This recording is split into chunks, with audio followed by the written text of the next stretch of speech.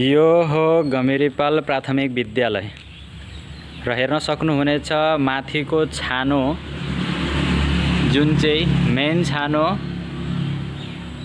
र हिजोको हावाहुण्डरीले कहाँबाट कहाँसम्म आइसकेछ। हावाले उडेर आइसकेको छ खेलपथारमा र बेसिजिल भइसकेको छ। र यतापट्टि किचन हो, यो पाकघर हो, नानी केटाकेटीहरूलाई खुवाउनेको व्यवस्थाको लागि रान्धनी घर हो र छानो उडेर आइसकेको छ,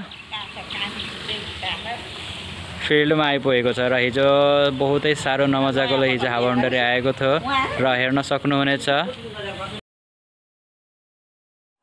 भाइदेहरू पनि आउनुभएको छ र स्कुलको अवस्था हेर्नको लागि हेड भाइदेहरू अनि त्यहाँबाट एसिस्टेन्ट भाइदेहरू टिचरहरू सबै आउनुभएको छ र स्कुलको अवस्था यस्तो भएको छ र बहुतै नराम्रोसँगले हावाहुण्डरी आएको थियो र स्कुलको अवस्था यस्तो भएको छ कि अब सानसाना नानी केटाहरू पढ्नको लागि बहुतै असुविधा हुनेछ र हेर्न सक्नुहुनेछ तपाईहरुले परिवेश कस्तो भएको छ र स्कुलको मेन छानो नै उडाइदिसकेको छ। बहुतै राम्रोसँगले यसलाई बनाउनु भएको थियो तर त्यही पनि कन्ट्रोल गर्न सकेन र हावा बहुतै नमजाको आएको थियो र हेर्न सक्नुहुनेछ गमिरीपाल प्राथमिक विद्यालयको अवस्था कस्तो भएको छ र अब केटाकेटीहरूलाई पढ्नको लागि साह्रै असुविधा र म भित्रको अब पार्टमा देखाउने छु हजुरहरूलाई।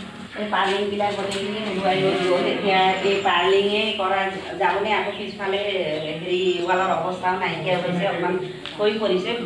বিল্ডিংটো যিহেতুকে বহু বছৰে পুৰণা হ'ল, এইখন বিল্ডিং প্ৰায় 90 চনতে বনোৱা হৈছিল নেকি তেনেকুৱা।